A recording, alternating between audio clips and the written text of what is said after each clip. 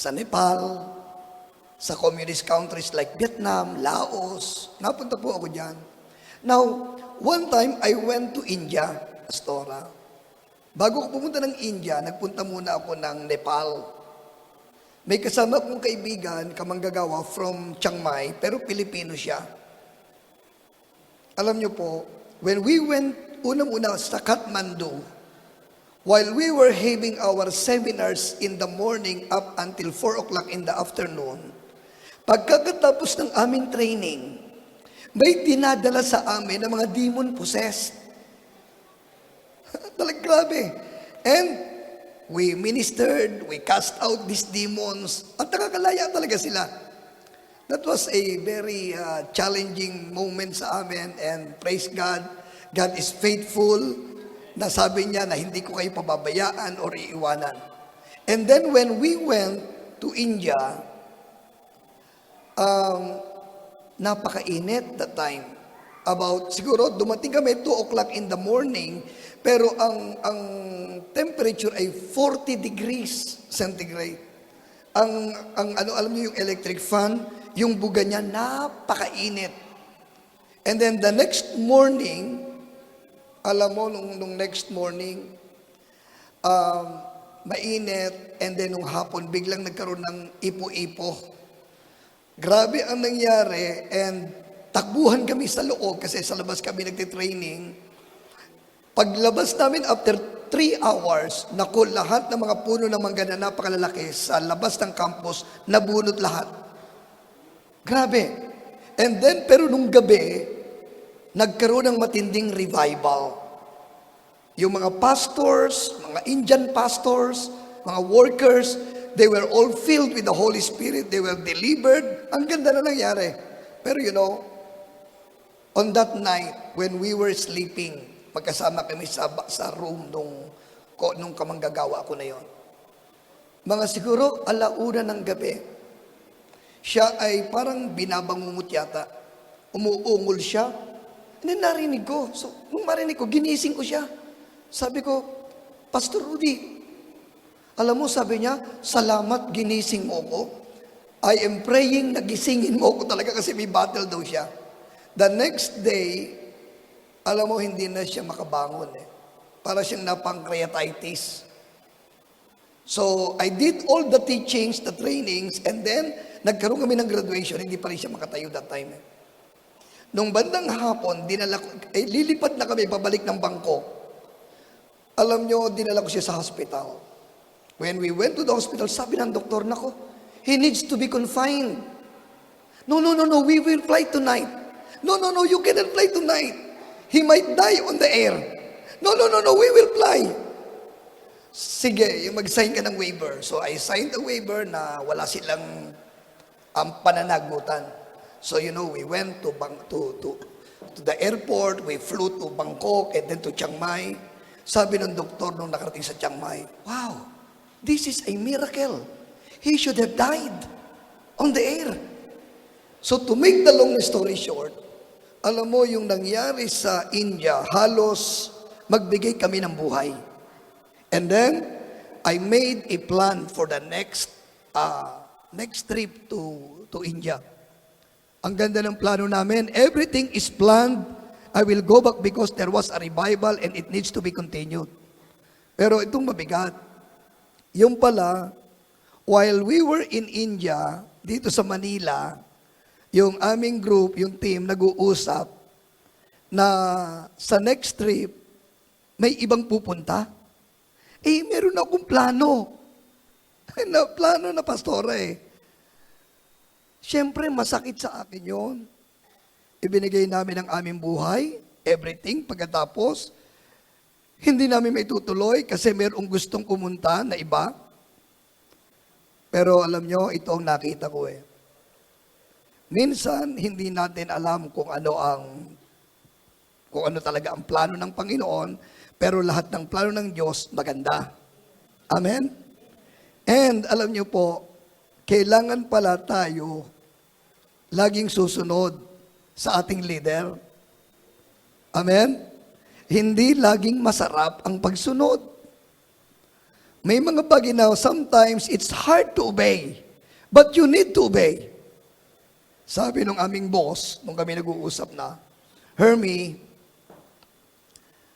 there will be an NPG or National Prayer Gathering that will be held in Davao City.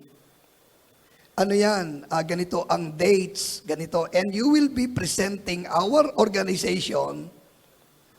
We are given 15 minutes to present. Isipin mo pupunta lang ako sa Davao para mag-present ng 15 minutes and then tapos na. Yun din ang kasabay na kailangan pumunta ko sa India. Pero they planned it so that somebody, siya ang pupunta roon. Alam mo, masakit sa akin yun. Kasi nandun na lahat ng plano, tapos ibinigay ko ng buhay ko doon, tapos gano'n na mangyayari. Pero alam nyo, sabi ng Lord sa akin, just obey. Just obey. You know what? I obeyed. Pagpunta ko sa Davao, masama ba loob ko? Medyo.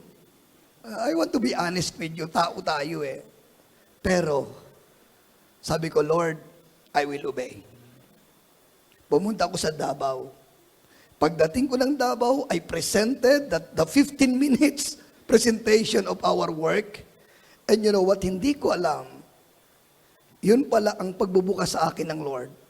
Sa ministry sa Davao, at doon ko rin na-meet si Ate Josie Ledesma, and then yung mga pastors doon, at doon din nabuksan sa akin yung Lumad Ministry na ngayon ay mayroong transformation na nangyayari sa North Cotabato, sa Arakan, at ngayon po ay nagiging blessing sa community.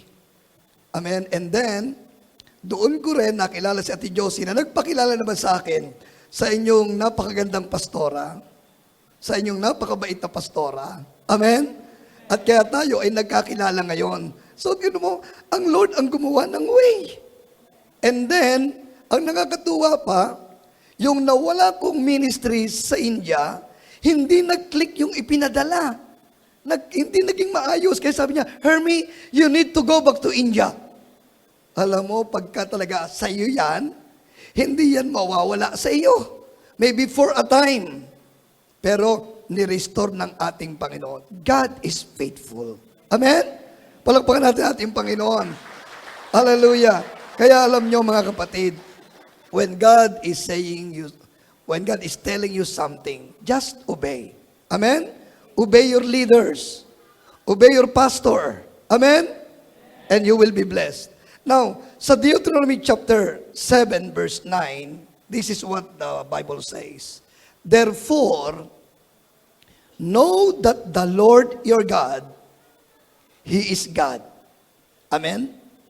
The faithful God who keeps covenant and mercy for 1,000 generations with those who love Him and keep His commandments.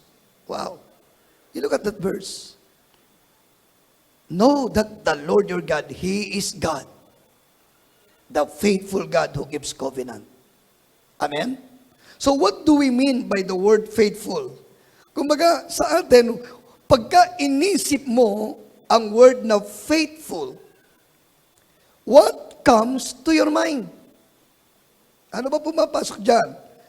Inilagay ko po dyan sa aking note, faithful means steadfast, dedicated, dependable. Pwede bang pakiclick mo? Ayan, okay. Ayan. And worthy of trust. Ang sabi po sa 1 Corinthians 1:9, tinan mo, ano pa pag sinabi bang ang Diyos ay faithful? How do we know? Paano natin malalaman na ang Diyos ay tapat? The Bible tells us He is. 1 Corinthians 1:9. God is faithful. Naniniwala kayo doon? Sabi niyan, God is faithful through whom you were called into fellowship with His Son, Jesus Christ our Lord. Psalms 36 verse 5. Your loving kindness, O Lord, extends to the heavens. Your faithfulness reaches to the skies. And then in Psalms 89 verse 1, I will sing of the loving kindness of the Lord forever. To all generations, I will make known your faithfulness with my mouth. Kapatid, this evening in your celebration of God's faithfulness, sa inyong 20th anniversary, alam mo, hindi po madali yon, Pastora. 2 dekada yan. I believe na in your 20 years, merong smooth sailing time, meron ding rough sailing time, di ba? Kaya napaka-importante na maintindihan talaga natin that the God we are serving is a faithful God. Ano man ang sitwasyon, God is faithful. So to understand the faithfulness of God to His children, gusto ko pong tingnan natin ang Acts chapter 27, verse 13 to 44. Amen? Let's take time to read these verses. Kasi dito natin titingnan, grabe talaga ka-faithful ang ating Panginoon. Ito po, this is the story of Paul.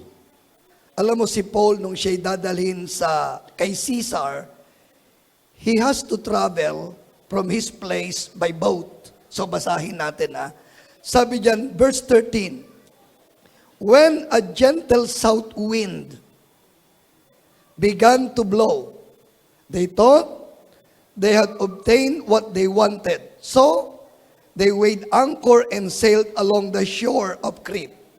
Before very long, a wind of hurricane force called the northeaster swept down from the island.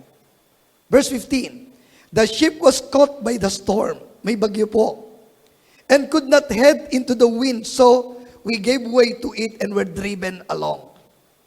As we passed to the lee of a small island called Caudia, we were hardly able to make the lifeboat secure. Verse 17, when the men had hoisted it aboard, they passed ropes under the ship itself to hold it together. Fearing that they would run aground on the sandbars of Syrtis, they lowered the sea anchor and let the ship be driven along. We took such a violent battering from the storm that the next day they began to throw the cargo overboard. On the third day, they threw the ship's tackle overboard with their own hands. When neither sun nor stars appeared for many days, and the storm continued raging, we finally gave up all hope of being saved. Isipin niyo yan wala na Nakita nila, wala nang pag-asa. And then in verse 21, sabi diyan, nung wala na silang pag-asa, they all gave up. After the men had gone a long time without food, Paul stood up before them and said, men, you should have taken my advice not to sail from Crete. Then you would have spared yourselves this damage and loss. But now, I urge you to keep up your courage, because not one of you will be lost. Hallelujah. Only the ship will be destroyed. Why? In verse 23 it says, last night, an angel of the Lord, whose I am, and whom I serve, stood before me, and said, do not be afraid, Paul.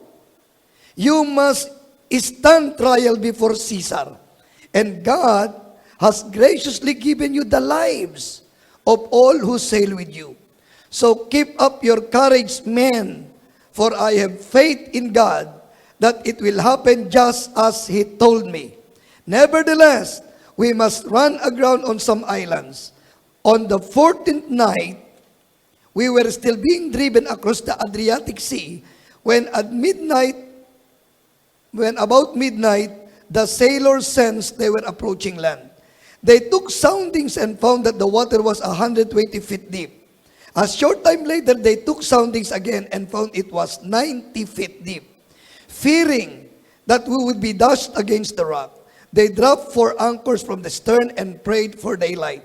In an attempt to escape from the ship, the sailors left the lifeboat down into the sea, pretending they were going to lower some anchors from the bow. Then Paul said to the centurions and the soldiers, unless this man stay with the ship, you cannot be saved. So the soldiers cut the ropes that held the lifeboat and let it fall away. Just before dawn, Paul urged them all to eat. Paul said, for the last 14 days, you have been in constant suspense and have gone without food. You have not eaten anything. Now, I urge you to take some food. You need it to survive. Not one of you will lose a single hair from his head. After he said this, he took some bread and gave thanks to God in front of them all. Then, he broke it and began to eat. They were all encouraged and ate some food themselves. Altogether, there were 276 of us on board. When they had eaten as much as they wanted, they lightened the ship by throwing the grain into the sea. When daylight came, they did not recognize the land, but they saw a bay with a sandy beach, where they decided to run the ship aground if they could. Cutting loose the anchors, they left them in the sea and at the same time untied the ropes that held the rudders. Then they hoisted the foresail to the wind and made for the beach. But the ship struck fast and would not move, and the stern was broken to pieces by the pounding of the surf. The soldiers planned to kill the prisoners to prevent any of them from swimming away and escaping. But the centurion wanted to spare Paul's life and kept them from carrying out their plan. He ordered those who could swim to jump up overboard first and get to the land. The rest were to get there on planks or on pieces of the ship. In this way, everyone reached land safely. You know why we read that passage patiently? Because I believe there are important points there that showed matapat ang ating Diyos. Kasi parang ang church, alam mo, ang mga simbahan, tayo, para tayong nakasakay sa barko, sa bangka. We are journeying together. At sa ating journey, may pagkakataon na may bagyo. Hindi ko alam kung ang church na ito ay hindi pa dumadaan sa bagyo. Pero kami dumaan na sa bagyo. At talagang nakita namin, mabigat din ang situation. So ngayon pong gabi, gusto kong makita natin, lahat tayo, we all face storms. Amen? Kung hindi pa kayo nakakaranas ng storms, don't worry. Storms normally comes. Amen? Lahat tayo. Some are physical. For example, yung typhoon, yung flood. Grabe, no? Bago ako pumunta ng Qatar last month, anong October, grabe, di ba ang ginawa ng lawin doon sa northern part of Luzon? Ibang klase. Mga floods, earthquake, at yung iba naman ay personal. Kamatayan ng loved ones, nawala ng trabaho, nagkaroon ng problema sa relationship, bumagsak na business. Kapatid, storms are part of life. Kasama na sa buhay yan. Kaya nga, the right question is not whether they will come or when, but how we will respond to them. Yun dapat. Hindi dapat itanong kailan darating. Huwag kang mag-alala. Darating yan eh. Ang kailangan dito ay, paano ako magre-respond? Paano ko haharapin ang problema? Amen? Matapat ang Lord. Naalala ko one time, yung isa naming, kasi alam nyo bilang pastor, mahirap ang trabaho ng pastor. Amen? Mahirap. I'll tell you one story ha. Nung kami ay bago pa lang sa ministry, kasi ako, ang aking prayer, yung lahat ng mga taong dalhin ng Lord sa aking buhay, pagpalain ng Diyos. Amen? I believe lahat ng pupunta dito sa Agape, pagpapalain lalo ng ating Panginoon. Amen? Hallelujah. Now, meron kaming bagong kasal na nakamanggagawa. Itong couple na ito, ako'y naniniwala merong magandang plano ang Diyos sa buhay nila. Nagkaroon ng break sa kanyang buhay itong lalaki kasi so kanyang work, siya katatapos lang ng kanyang pag-aaral. He is an engineer by profession. Ngayon, doon sa company na kanyang pinagtatrabahuhan, sabi ng company, igugroom kita na leader ng ating bagong company. And because of that, I will send you, the company will send you to Japan para mag-train, mag-aral. Ngayon, yung kanyang asawa, kapapanganak lang. Kapapanganak lang. Di baby yung kanilang anak. Nasa Japan siya. Ang problema, yung kanyang anak, naging critical. May sakit. Iba na, parang nangingitim na. So, ganun ang situation. Ngayon, ang nando lang sa hospital, yung kanyang wife, at yung kapatid ni Brother Ronald nandoon, and then naroon yung mga magulang, yung nanay nung babae, sabi niya, nagpapanik, natatakot. Alam mong sabi niya, abay, Adele, pauwiin mo na yung si Ronaldo. Nagpapanik aanin niya yung trabaho na yun kung mamamatay naman ang kanyang anak. Ganun alam ang tao, pagka nagkakaproblema, iba-ibang reaksyon. So, ngayon, pagka pinauwi niya si Ronald, masisira ang plano. At babayaran nila lahat ang ginastos ng company. And besides, alam nila na yun ay kalooban ng Diyos. Kasi gusto ng Lord na umunlad ang buhay nila, pero alam niyo naman si Satan, ang gusto niya, masira ang buhay natin. Huwag mangyari yung kalooban ng Lord sa buhay natin. Hindi siya makapagpasya kasi hindi niya alam. Tinawag ako. Alam mo mga pastor, yan ang masisisi. Tinawag ako. Parang ako ang magpapasya para doon. So I prayed, Lord, I know na itong sina Ronald, kalooban mong umulit ang buhay at ito ang isa sa susi. Kailangan makapasa kami. And the Lord spoke to me, sabihin mo kay Adele, huwag pa uwiin ang asawa niya. Believe na may mangyayaring himala. Alam mo, ako na nagpasya kung mamatay yung bata, yang si pastor. Di ba? Ganun Pag maganda, okay lang. Pagka nagkamali, ang ituturo ang pastor. Ang hirap talaga ng pastor. So, anong nangyari? Di sabi ko, Adele, sabihin mo kay Ronald, huwag na siya umuwi, okay ang inyong anak. He is under the control of God. Ayan.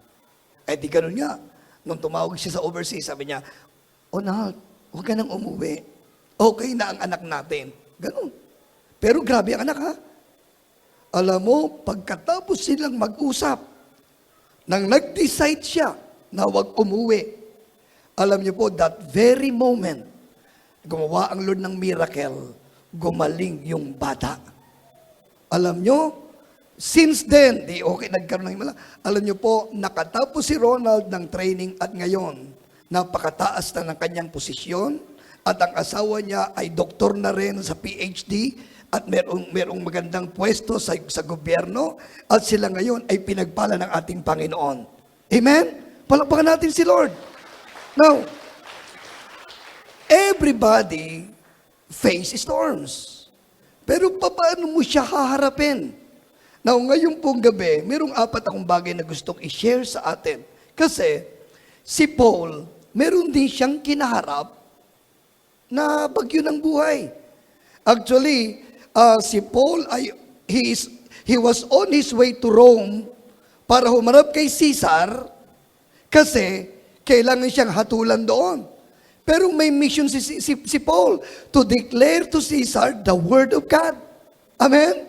So for 14 days, mga kapatid, 14 days, nandun siya sa barko at merong nagngangalit na dagat. Isipin mo yon. At ang crew, nagpapanik na.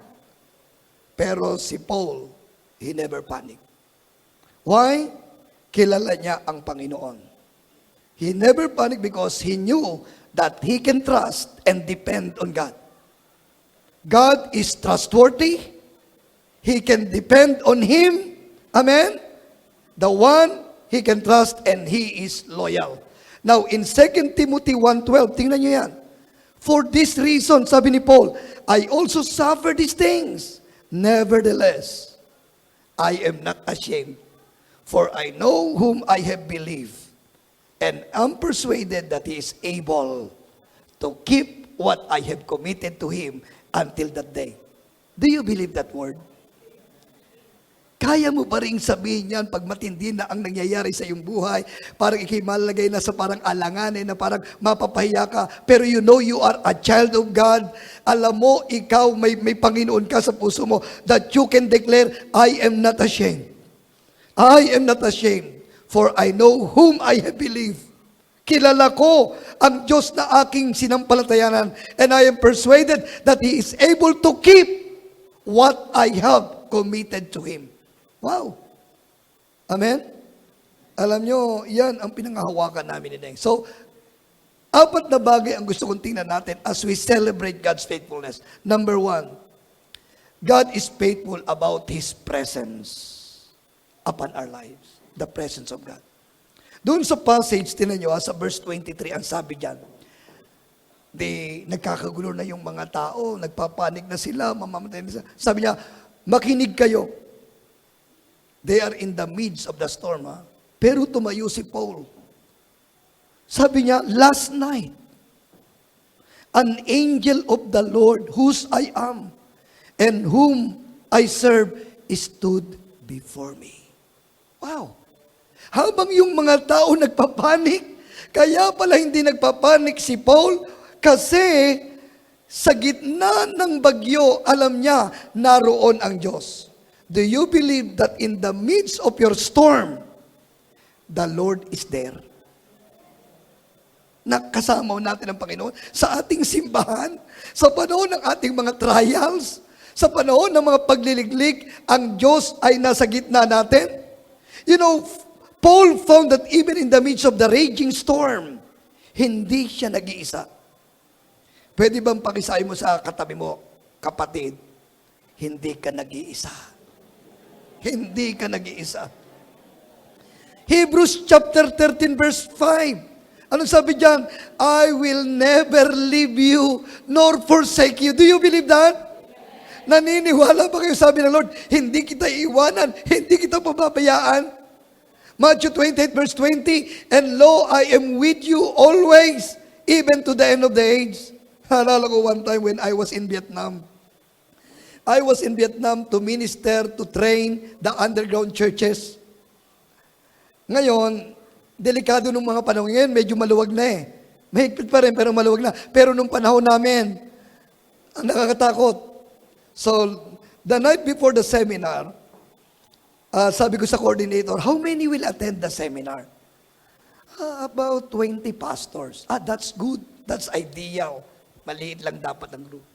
The next day, mga kapatid, yung mga Vietnamese, hindi nagpapasok ng mga shoes sa loob ng bahay. They leave the shoes outside.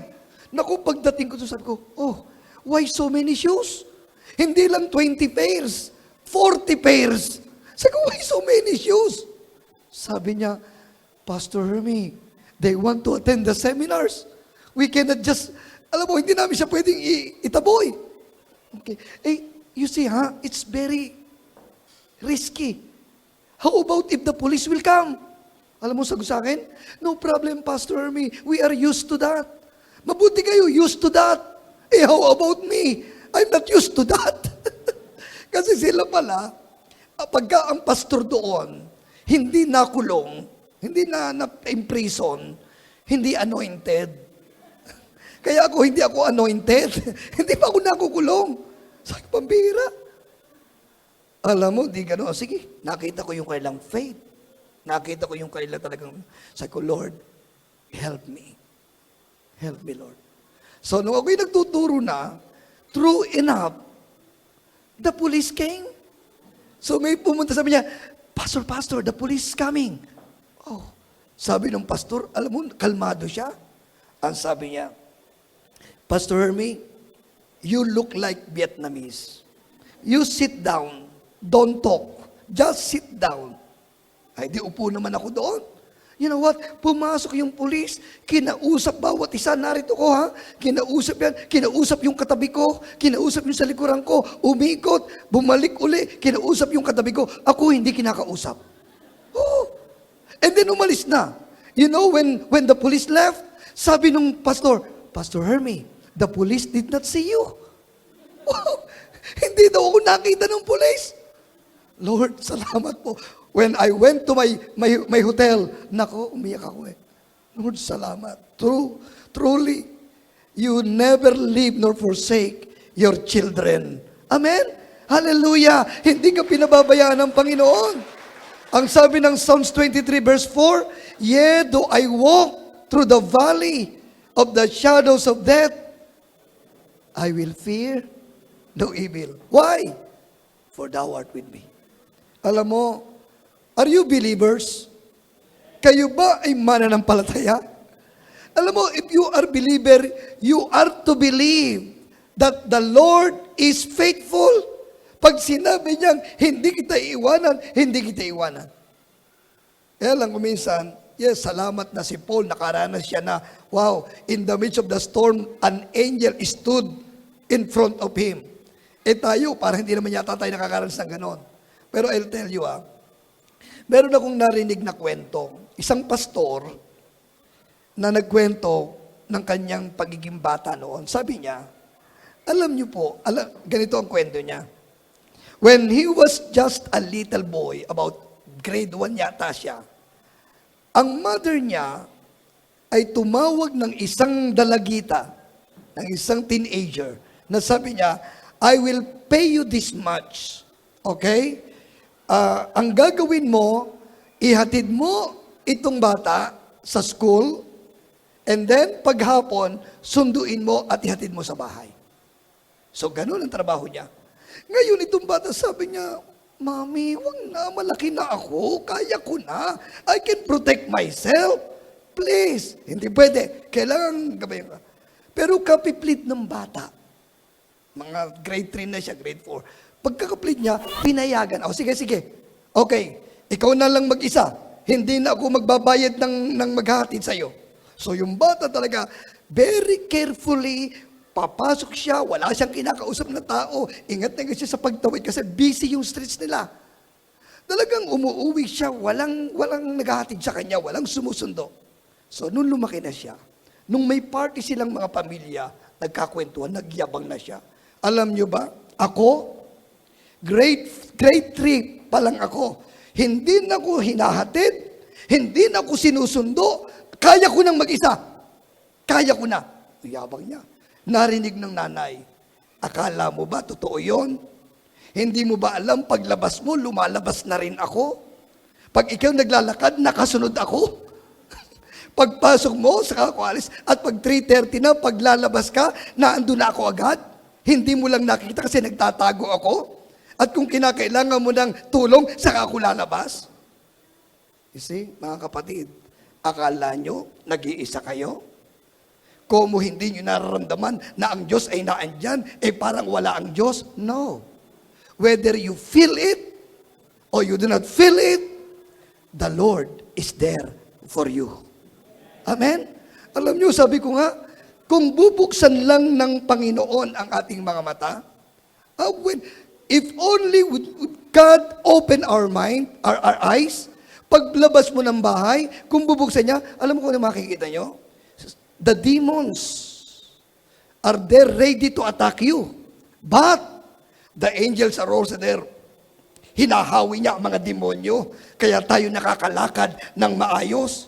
Kapatid, I tell you, kung bubuksan lang ng Panginoon ang mata natin, there are many potential accidents and everything na nakaharap sa atin. But, greater is He that is in you than he that is in the world. At kanyang dinideploy ang kanyang mga angels para ikay proteksyonan. Kaya walang magawa ang kaaway. Kaya ikay nakakalabas ng iyong bahay na safe at nakakauwi na safe. Why? God is faithful to His promise. Anak, I will never leave you nor forsake you. Amen? I will never leave. Kaya alam mo, kung ikaw ay parang you feel like pinabayaan na yata ako ng Diyos, you have to repent.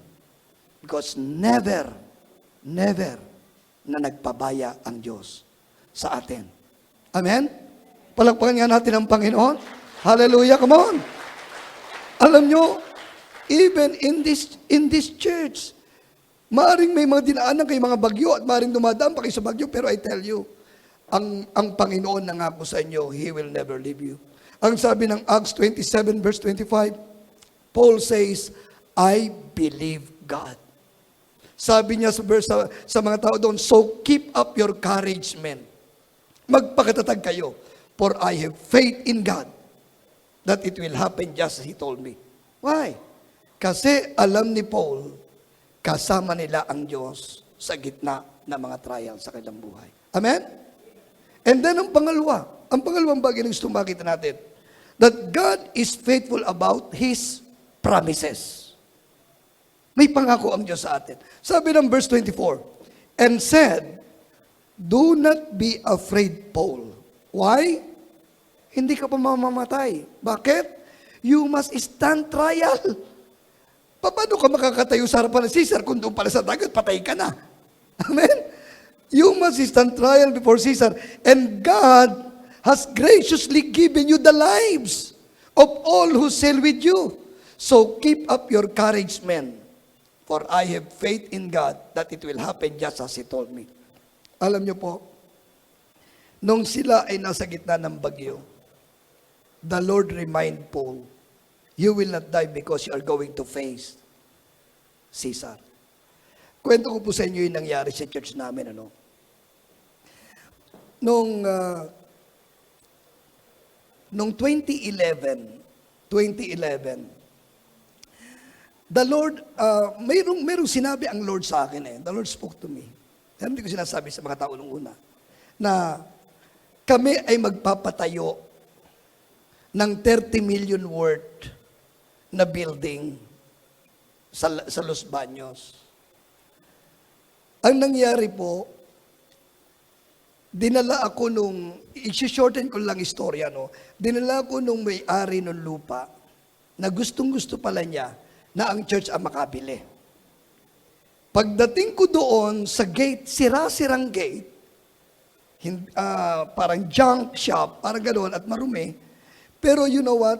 When I entered the gate, I saw in a vision a 4-story building, a high-rise building. Wow! Kinilabutan ako. Ngayon, di sabi ko, Lord, ito na. Kinausap ko ang mga elders.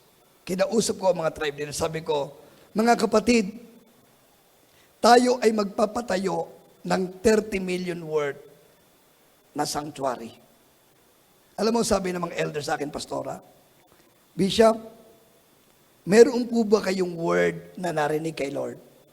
Yan ang tanong lang, meron po ba kayong word na narinig kay Lord? Sabi ko, meron. Alam mo, sabi ng mga elders, Bishop, kung meron po kayong narinig kay Lord, wala na po tayong pag-uusapan. Sige po, ano po ang gagawin natin? Nakakatuwa. I was so blessed with that. Pero alam nyo ba, kaya lang ang nakakatakot, ang pera lang namin ay 200,000. Ginamit pa namin sa pag-aayos ng mga papeles. At magbabayad pa kami ng lote. Pero alam nyo, na-solve yung sa lote. Ito ang gusto ko i-share sa atin. I challenge the people. We will start with the first 1 million. And we believe God will provide the rest. Mabigat yun, nakakatakot yun. Pero ako, tinuruan ako ng Lord, pag si Lord nagsalita, totoo yun. Amen? So, anong nangyari? In 3 months' time, yung 100 families sa church, we have 100 families, sabi ko, every family in 3 months' time, tig sa 10,000 tayo. Hindi naman mayayaman ang mga miyembro namin lahat. Mas marami mahihirap. Probinsya pa yon. But you know what? They all agreed, sige po, Bishop, we will raise 10,000 each in 3 months' time. And you know what? In 3 months' time, meron that was September to December, merong magdidibu, hindi na nagdibu. Ibinigay na sa pledge. Yung mga magnunutsyo buena, wala nang nutsyo buena. Ginather na yung mga pera nila. Yung iba nag-loan. Talagang nagtanim. In 3 months' time, we're able to gather 1 million. Ngayon, noong January 2012, sinimulan na po namin. Ito naman palang 1 million na ito, ay puro hukay lang. Nung mahukay namin, kasi po, 700 square meters, ang ground, ang area, ang floor area. Hindi po yun yung totality. Ang total ng 1,300 yata, 1,200 square meters. Ang ginamit namin ay 700 square meters. Nung butasin na yon, alam mo na, nung sa foundation, naku, maubos-ubos na ang 1 milyon. Nag-iisip na ako, saan kami kukuha? Mag-ano lang kami, siguro baka mag-loan, whatever. Nung ako'y mag-iisip ng gano'n, yung aming mga intercessors, pastora, ay nagsabi sa akin, Bishop, kami po'y nag-pray, nangusap si Lord. Ang sabi ng Lord, hindi tayo mangungutang. Magtiwala tayo kay Lord. Ay sige, kung yun ang sabi ng Lord. So that was March 6. March 8, pupunta ako ng Davao. Alam nyo, ako'y nasa site, naglalakad at pasipa-sipa, baka makakasipa ng 1 milyon. Sabi ko, Panginoon, I prayed, Panginoon, sinabi mo sa mga intercessors, hindi kami mangungutang. Lord, I believe you. I believe you, Lord. Pero Lord, ako ang inilagay mong pastor dito. Hindi siyempre sa akin nakalagay yan. Ituro mo sa akin, Panginoon, kung anong gagawin ko. Alam mo, nung ako'y nakipag-usap sa Panginoon, kasi sabi ko, Lord, kaya naman kami pumasok sa ganito, kaya ako pumasok, may sinabi ka eh. Hindi naman kami basta pumasok dito nung wala akong narinig sa'yo. Alam mo, biglang-bigla, sabi ng Lord, kumustahin mo si ganito. Kumustahin ko rin yung isang tao na hindi naman kami nakikita for 3 years na. Nagte-text-text lang kami at nagtatawagan. So, ang ginawa ko, sumunod ako kay Lord. Kinumusta ko sa text. Abay, nag-text back, tapos tinawagan ako. Pastor, salamat na kayo nag-communicate, ipag-pray mo ako. Nagpa-pray over 30 minutes, kapatid. Nagpe-pray kami sa over the phone. Ang init na ng telepono ko. Matapos kami mag-pray, sabi ko, kapatid, naalala mo last year, sabi ko sa iyo, magpapagawa kami ng simbahan. Oh, nagpapagawa na po kay Pastor? Oo, nagpapagawa na kami ngayon. Alam mo, sabi niya, Pastor, 3 years ago, mayroon ako pinapag-pray over sa iyo na business. Nag-flourish, pinagpala ng Lord. Alam mo, Pastor, ganito ha. Itong taon ito, magpapagawa ako ng malaking bahay para sa aking family. Pero dahil kayo ay magpapatayo ng simbahan, mag-giveaway ako. Anong ibig mo sabihin mag-giveaway? Tutulungan kita. Sabi ko, kung tutulong ka sa akin, kailan yun? Siyempre, di ba? Kailangan sabi niya, ngayong buwan na ito. Kung tutulong ka ngayong buwan na ito, magkano naman itutulong mo? Sabi niya, 1 milyon. Sabi ko, sige, ilagay mo sa pangalan ng simbahan. Ganun lang kasimple. Maya-maya nag-text, Pastor, please text me your complete church name. So, ibinigay ko, Grand Harvest Christian Ministries Incorporated. Maya-maya nag-text back, tomorrow, I will send you 1 million.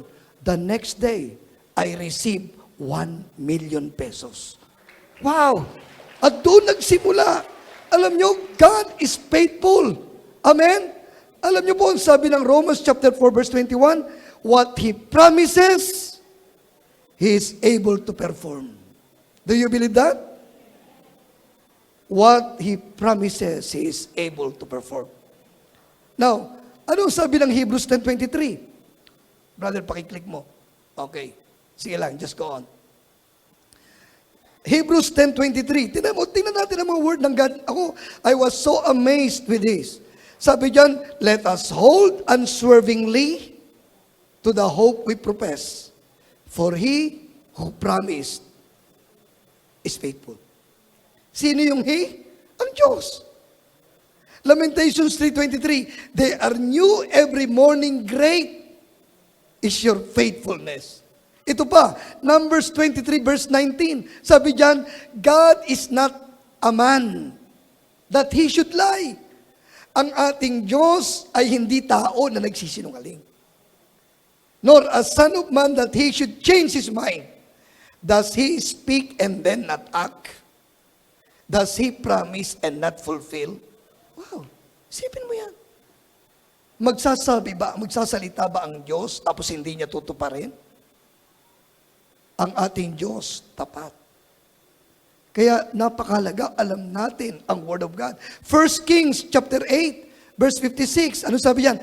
Praise be to the Lord, who has given rest to His people Israel, just as He promised. Ano sabi dyan? Not one word has failed of all the good promises He gave through His servant Moses. Kahit daw isa na salita ni Lord, hindi nag-fail. Ganyan katapat ang ating Lord.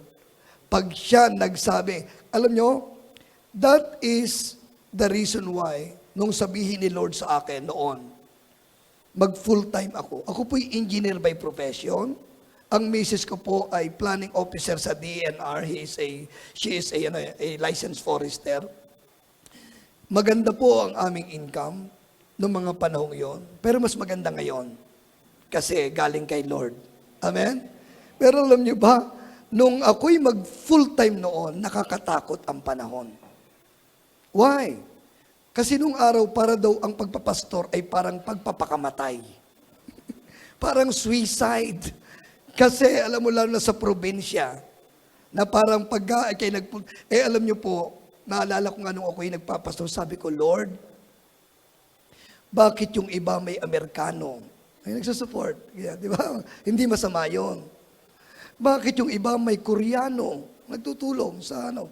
Lord, ba't ako wala? Sabi ng Lord sa akin, anak, meron ka rin. Hudyo. Si Jesus. Amen? Alam mo, pinatunayan sa akin talaga ni Lord. When I went into full-time ministry, the Lord provided. Amen? Si Lord talaga ang nag-work out. Tama ang sabi ng Panginoon. Pag ang Diyos ay nagsalita, amen? Eh naalala ko noon, nung kami magpapakasal na, yung aking biyan ng babae, naku. Sabi nung mga kaopisina niya, kasi mga career people to mga to eh. Sabi niya, Mami Onying, ano ba mapapangasawa ng inyong anak? Pastor lang. Isipin mo, pastor lang daw ang mapapangasawa ng kanyang anak. Talagang hindi niya, no? Kasi nakita niya ang plight ng maraming pastor noon nakakaawa sa probinsya. Pero alam niyo, pinatotohanan ng Lord na mali ang kanyang pananaw tungkol sa pastor. Nang pastor ay hindi manlilimos. Nang pastor ay hindi manghihingi. Nang pastor, ang Diyos ang humahawak, ang Diyos ang nagpapala, ang Diyos ang bumubuhay. Alam mo, dumating tayo, ang daming pera noon, nawala ng pera. Nawala ng pera. Sabi sa akin, Pastor, pwede bang makahiram ng 3,000? May pera ako. Ito po, Mami. Boss, sabi niya, may pera din pala ang pastor. Isipin mo yun, may pera din pala ang pastor. Tapos, nagkaroon ako ng kotse. Kotseng Cuba. Yung Volkswagen. Aba, nagkakakotse ba? Alam mo, mula noon, ang tinakita niya, ang buhay ko, ipinaunlad ng Lord.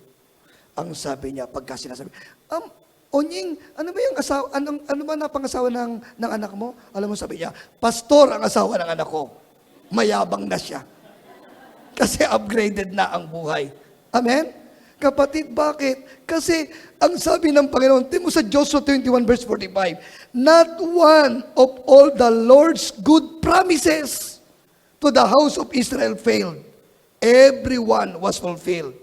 Pag may word ang Lord sa'yo, naalala ko one time, ako yung unang na-born again sa amin.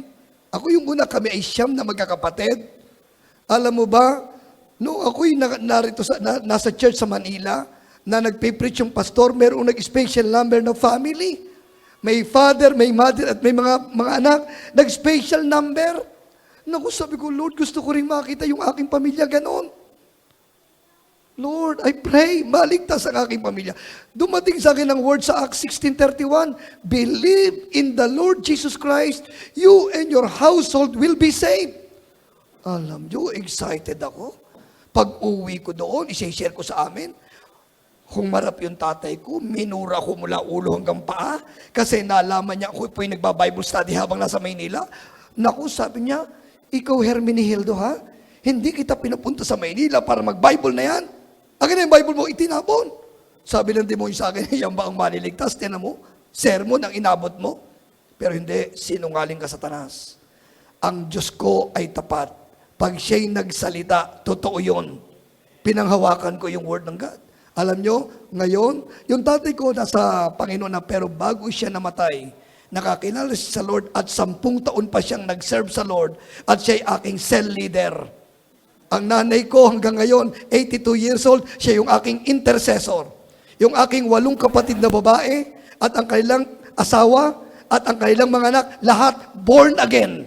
Hallelujah. Totoo yan. Why? Kasi ang Diyos hindi sinungaling. Panghawakan mo ang word ng God, it will come to pass. Mangyayari yan. Amen? Palakpakan natin si Lord. Walang imposible sa Panginoon. At kung meron kayong sitwasyon sa simbahan ninyo, I tell you, pag may sinabi si Lord, mangyayari yan. One time, noong February 2014, ang aming simbahan, kakalahati bubong. The rest walang bubong. That was 1st week ng February. Sabi ko, mga kapatid, bago ko introduce yung ating speaker, naniniwala ba, do you believe na by the end of this month, itong ating bubong na wala, magkakaroon yan? Do you believe? Amen. Masarap magsalita ng amen eh. Hindi naman, amen lang eh. Wala namang bayad yun eh. Oh, amen. Oh, amen daw. Tayo kayo lahat, sabi ko. Sabi ko, tayo tayong lahat. So we all stood. Pagkatayo namin, sabi ko, okay, lift up your hands. Itinas namin. And let's declare. Lord, you have a promise to us. Kaya dineclare. In the name of Jesus, we declare that before this month ends, roof, come. Money, come. We command money. Nauutusan pala yan. Money, come to us. Millions come to us. Oh, yun ang deklarasyon namin. Pagkatapos, okay, let's sit down. Nung aking in-introduce na yung aming speaker, nag-ring ang phone ko eh. Hindi ko pinansin yung aking phone na nagre-ring. Nung nagsasalita na yung speaker, nagre-ring pa rin yung aking phone. Pumunta ko sa isang room at sinagot ko. Sabi ko, bakit ka tumatawag? Pastor, kinausap ako ng Panginoon. Right this very moment. Bukas, magpapadala ko sa iyo ng 1 million. Wow. Alam mo, nung ini-open ko sa simbahan, kapatid, di ba naniwala ba kayo kanina nung tayo nag-declare na ang Lord ay mabuti at ang Lord totoo sa kanyang salita? Amen. Alam nyo ba na nung nag-declare tayo na by the end of this month, before this month ends, magkakaroon tayong bubong? Amen. Do you believe that? Alam nyo, may tumawag sa akin ngayon lang. Kanina, padadalan tayo bukas ng 1 milyon. Alam nyo, iyakan yung mga tao. Totoo nga. Mga kapatid, I tell you, totoo. Ang ating Diyos, hindi dekorasyon. Ang ating Diyos, totoo.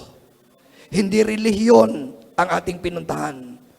Tayo ay binigyan ng karapatang tawaging mga anak ng Diyos. Siya ay ating Ama. Pag siya'y nagsalita sa atin, totoo yun. Amen? Palakpan natin si Lord. Yun din ang sinabi niya sa Joshua 23 verse 14. Now I am about to go the way of all the earth. You know with all your heart and soul that not one of all the good promises the Lord your God gave you has failed. No one.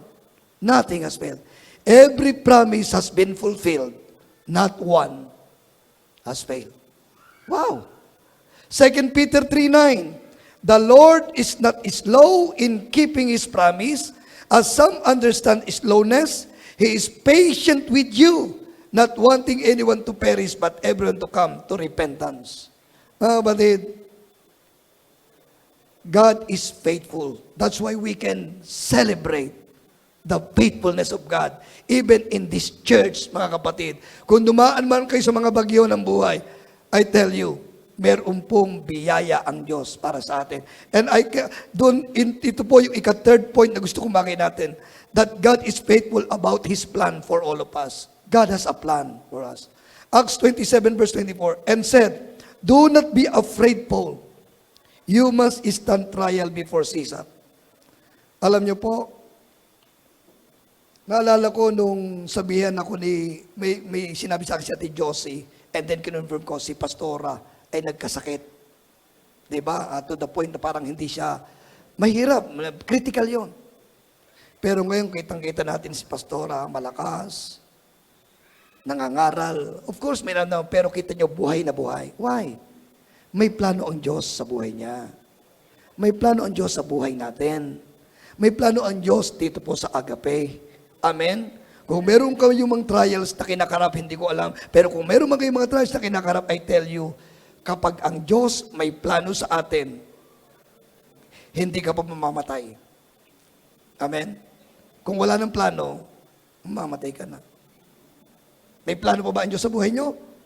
Amen. Hallelujah. Kasi tinignan mo ha, sa verse 42, ang sabi ng Bible, pinlano nila. Pinlano na ng mga sundalo na patayin ang mga preso kasama si Paul.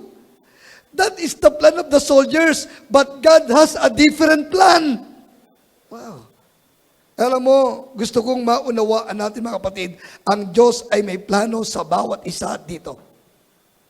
Pakisabi mo nga sa katabi mo, may plano ang Diyos sa buhay mo. Hallelujah. Jeremiah 29 verse 11. Ano sabi doon? For I know. Sabi ni Lord, I know the plans I have for you, says the Lord. Para sa Agape, for I know the plans I have for this church, says the Lord. Plans to prosper you and not to harm you. Plans for hope and a future. Mga kapatid, kaya we can rejoice in spite of the trials and testings. We can rejoice. Why? Pag ang Diyos may plano, mangyayari ang plano na yan. Hindi kayang hadlangan ng demonyo ang plano ng God. Wow! Alam mo, may plano Lord, Ephesians 2:10. Ang sabi doon, for we are His workmanship, created in Christ Jesus for good works, which God prepared beforehand that we should walk in them. May plano ang Diyos sa atin. At dahil ang Diyos ay may plano sa bawat isa, makakatiyak tayong gagabayan ka ng ating Panginoon. Dahil may plano ang Diyos sa iyo, gusto man ng kaaway na patayin ka, hindi ka mamamatay. Gusto man ng kaaway na hadlangan ka, hindi ka niya mahadlangan. Why? Kasama doon sa sinabi ng Lord, ang kanyang plano is not to harm you, but to prosper you. Pero kaya ka payayamanin ni Lord, kaya ka paularin, hindi para sa iyong sarili, para sa advancement of the kingdom. Alam niyo ba na tayo po'y iniligtas ng Diyos for a purpose. Kailangan makita natin sa banal na kasulatan na kaya ka na-save, kaya ka nagkaroon ng tamang relasyon sa Diyos, ikay binigyan ng karapatan na tawaging anak ng Diyos because God has a purpose for your life. 2 Timothy chapter 1 verse 9, sabi diyan, who has saved us and called us with a holy calling. Hindi lang ang mga pastor ang tinawag with a holy calling, every believer. Bawat isa atin, not according to our works, but according to His own purpose and grace which was given to us in Christ Jesus before time began. Anong purpose? Hindi yung iyong purpose. Hindi ang iyong purpose. Ang purpose ng ating Panginoon sa iyong buhay. Noong kami po ay, noong ako nagtitrain sa Qatar, sinabi ko sa kanila, karamihan sa inyo nung nagpunta sa Qatar, dito sa Doha, you came here because you want to earn for a living. You came here to earn dollars. Hindi nyo alam, yun ay means lang. The reason why you are here is not only to earn dollars, but to make disciples. Alam mo, natuwa sila. Ngayon, marami na doon ang naging Kristiyano at habang nagtatrabaho, sila din ay misyonero. At nakakatuwa, hindi church ang nagpapasweldo sa kanila, yung kanilang mga employer. habang ginagawa nila ang gawain ng pagmimisyon doon. At ngayon po, marami na ang mga nagiging mananampalataya. Amen? May purpose ang God. Alam mo, kapatid, I tell you, kung alam mo na kaya ka naging Kristiyano, meron kang gagawin, ikay magsishare ng gospel, ikay you will snatch people from the hands of sin, from the hands of the devil, at sila'y makakakilala sa Panginoon. I tell you, God's protection and God's provision will come upon your life. Alam niyo po, yan ang dahilan ko bakit nung maintindihan namin yan ang aking misis. Nakita namin how God provided for our needs. Everything. Katunayan yan, alam niyo po, without any boastings, kasi wala naman tayong pagyayabang kundi si Lord. Since 1998, when we understand it, ang buhay po namin ni Neng, kami po ay worry-free life. Walang utang. Alam niyo po, nung kami po'y wala pa sa Panginoon, ang tatay ko taga London. Loan doon, loan dito, puro utang. Hirap na hirap kami. Ang aming mga mukha ay ang kakapal na. Pero alam niyo, nung maintindihan ko, ako'y anak ng Diyos. Ang Diyos ay mayaman. Ako ay anak ng Diyos. Ako rin ay mayaman. Nabago ang aking pananaw. Kasi ang sabi ng Bible, ang Diyos na mayaman, ito ang kanyang ginagawa. For God so loved the world that He gave one of His sons. Tama ba yon? Hindi eh. For God so loved the world that He gave His only begotten Son. Kung kayo ba ay merong 2 anak o 10 anak, kaya niyo bang ibigay ang isa sa ibang tao? Ano sabi mo? Ano yan, Bishop? Tuta? Di ba, hindi mo mamimigay basta-basta? Ang ating Diyos, isa lang ang kanyang anak. Pero hindi niya ipinagkait. Pero nung hindi niya ipinagkait, dumami ang kanyang anak. Katunayan, kabilang ka sa kanyang naging anak. Dahil hindi siya madamot. Wow! May purpose! Ganon din naman. Pag tayo po kagaya ng ating Panginoon, hindi tayo madamot. We give. We give what we have. We give the everlasting life to the people because we have it. Kapatid, I tell you, iingatan ka ng Panginoon. Amen? Pakisay mo sa katabi mo, may plano ang Diyos sa buhay mo. Magtatagal ka pa. Matagal na matagal pa. Amen? Hindi ka pa kukunin ni Lord. Dahil may plano. Kasi tinan mo ha, yun ang assurance niya ni Lord kay Paul. Sabi niya, Paul, huwag kang mag-alala, Paul. Haharap ka pa kay Caesar. Paano ka haharap kay Caesar kung patay ka na? Amen? And lastly, God is faithful. Saan? Sa kanyang kapangyarihang nasa iyo. The power of God in you. Acts 27 verse 44. The rest were to get there on planks or on pieces of the ship. In this way, everyone reached land safely. Parang nakikinit ako doon eh. Ang agape, makakatapos tayo hanggang sa tawagin tayo ng Lord lahat. Amen? Lahat, walang namatay sa kanila dito. Ibig sabihin, walang napahamak. I declare na lahat ng dinala ng Lord dito sa agape na nagtiwala sa ating Panginoon, walang mapapahamak. Sama-sama tayo haharap sa ating Panginoon. Hallelujah! Amen! Mga kapatid, at makikita natin dyan, it may look like yung mga storms ng buhay natin ay parang nagtatagumpay ang mga bagyo na yan Parang medyo mabigat. I tell you, isang araw, that wave will come. Yung storms, titigil. At tayong lahat ay maiiwang nakatayo na nagpupuri sa ating Panginoon. Hallelujah. Why? Luke chapter 1 verse 37, For with God, nothing shall be impossible. Ikaw ba ay may kinakarap na imposible? I tell you, with God, nothing shall be impossible. Sabi ng verse 17 ng Jeremiah 32, For thou hast made the heavens by the great power. Nothing, wala na mahirap sa ating Panginoon. Ano ba? Ephesians 3:20, Now unto Him that is able to do exceedingly abundantly above all we ask or think, according to the power that is at work within us. Sipin mo yan. Now unto God. Now unto our God, who is able. Alam nyo, grabe ang Panginoon. Naranasan ko yan, ito man ay sa health.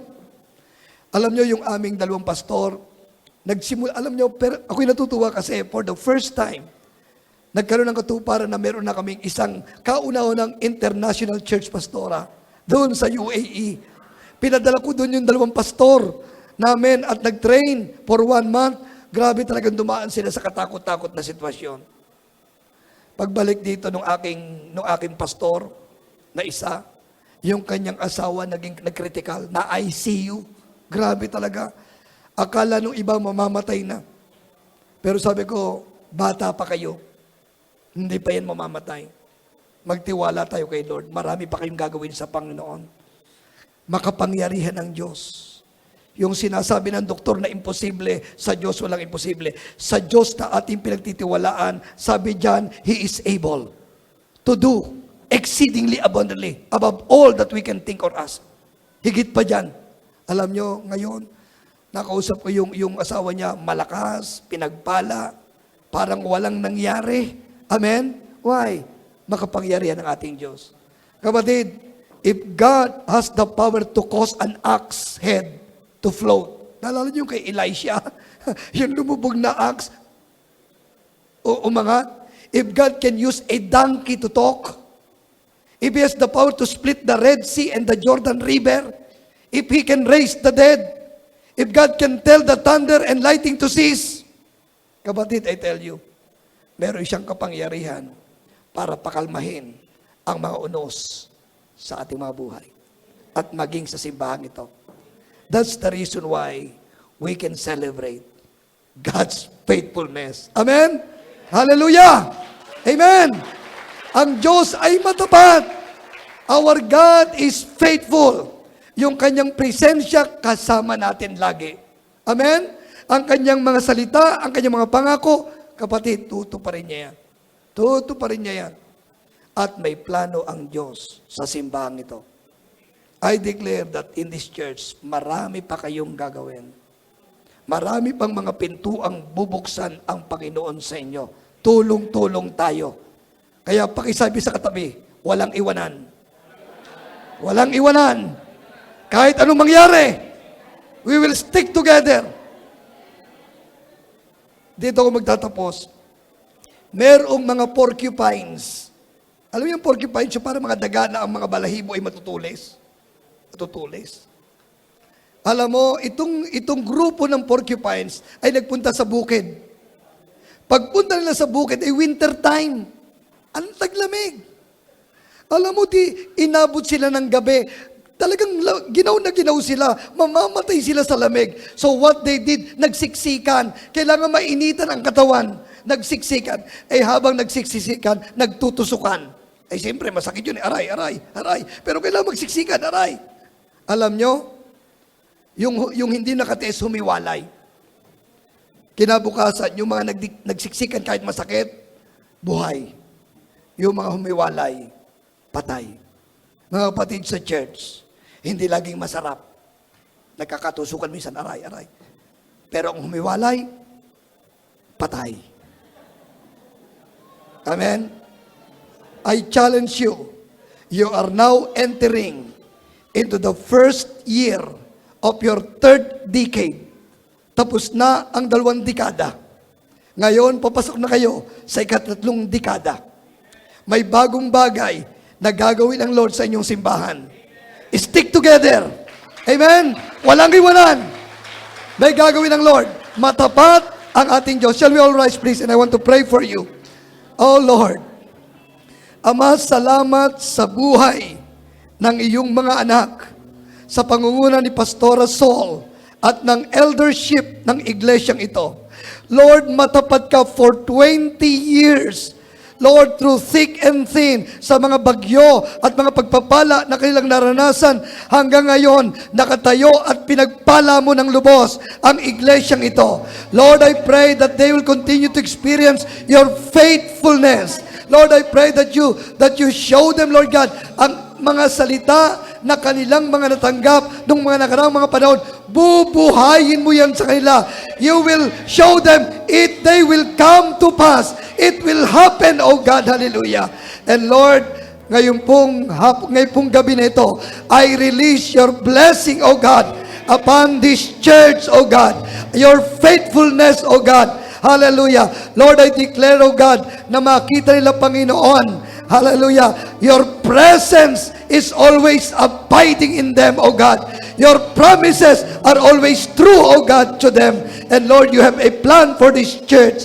And God, ang iyong kapangyarihan na kanilang kinahawakan, yon ang kanilang patuloy maranasan. So Lord, tonight, I release those blessings upon this church. And Lord, I also declare good health, anointing, more wisdom upon Pastoral Saul and even to the eldership of this church. Ama, salamat po